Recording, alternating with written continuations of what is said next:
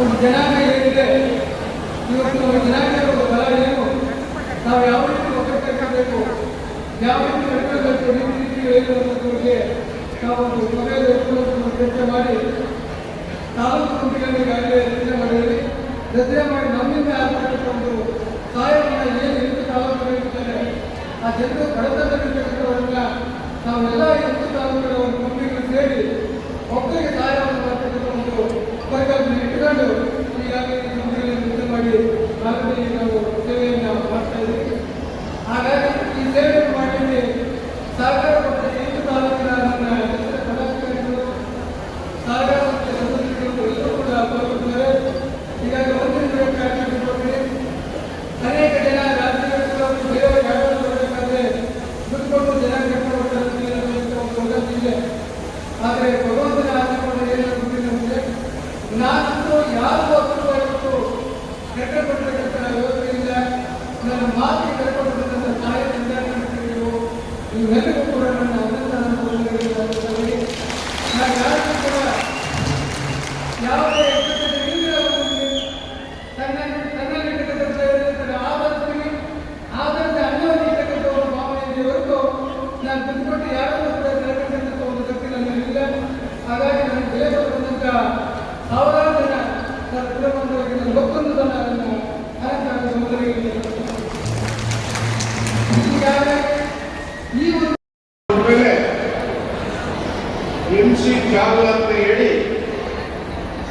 ಮುಖ್ಯ ನ್ಯಾಯಾಧೀಶರು ಅವರು ಏನು ಒಂದು ಮಾತಾಡಿದ್ರು ಅಂದ್ರೆ, ಯಾರು ಪ್ರತಿಯೊಬ್ಬ ಪ್ರಜೆ ಹಕ್ಕುಗಳನ್ನು ಅನುಭವಿಸುವಾಗ ಕಡ್ಡಾಯವಾಗಿ ಅಂಬೇಡ್ಕರ್ ಅವರನ್ನು ನೆನೆಸಿಕೊಳ್ಳಲೇಬೇಕು ಅಂತ ಹೇಳಿದ್ದಾರೆ.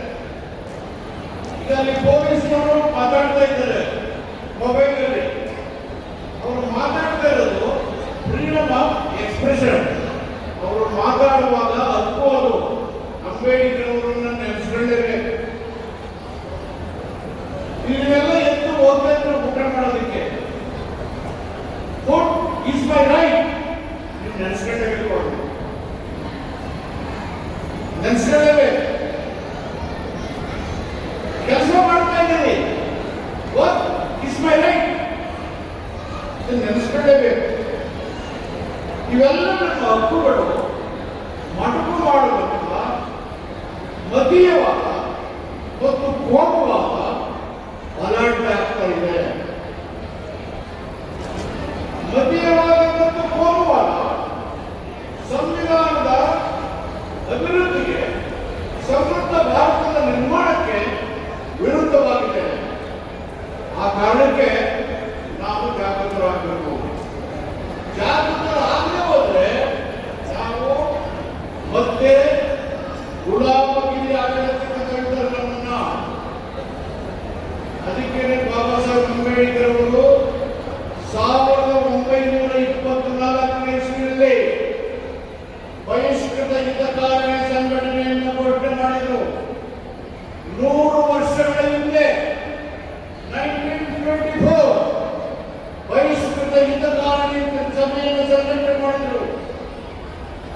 ಅದರ ಉದ್ದೇಶ ಶೋಷಿತ ಸಮುದಾಯಗಳು ಸಂಘಟನಾತ್ಮಕವಾಗಿ ತಮ್ಮ ಹಕ್ಕು ಮತ್ತು ಅವಕಾಶಗಳನ್ನು ಪಡೆದುಕೊಂಡಿಕ್ಕೆ ಒಂದು ಶಕ್ತಿಯಾಗಬೇಕು. ಈ ಶಕ್ತಿಯ ಕಾರ್ಯಕ್ರಮಗಳು ಶಿಕ್ಷಣ, ಸಂಘಟನೆ, ಹೋರಾಟ ಇದು ಮುಂತ ನಮಗೆ ಕೊಟ್ಟಿದ್ದು 100 ವರ್ಷಗಳ ಹಿಂದೆ ಬಾಬಾ ಸಾಹೇಬ್ ಅಂಬೇಡ್ಕರ್ ಬಹಿಷ್ಕೃತ ಹಿತಕಾರಣಿ ಸಭೆ ಸ್ಥಾಪನೆ ಮುಖಾಂತರ. ಇವತ್ತೇನಾದರೂ ದಲಿತ ಸಂಘಟನೆಗಳು ಜಾಗೃತಗೊಂಡಂತಹ ಸಮಾಜಗಳ ಕಾರ್ಯಕ್ರಮಗಳಲ್ಲಿ ಶಿಕ್ಷಣ, ಸಂಘಟನೆ, ಹೋರಾಟ ಬಂದರೆ 100 ವರ್ಷಗಳ ಹಿಂದೆ ಬಾಬಾ ಸಾಹೇಬ್ ಅಂಬೇಡ್ಕರ್ ಕೊಟ್ಟಂತ ಘೋಷಣೆ ಇತ್ತು.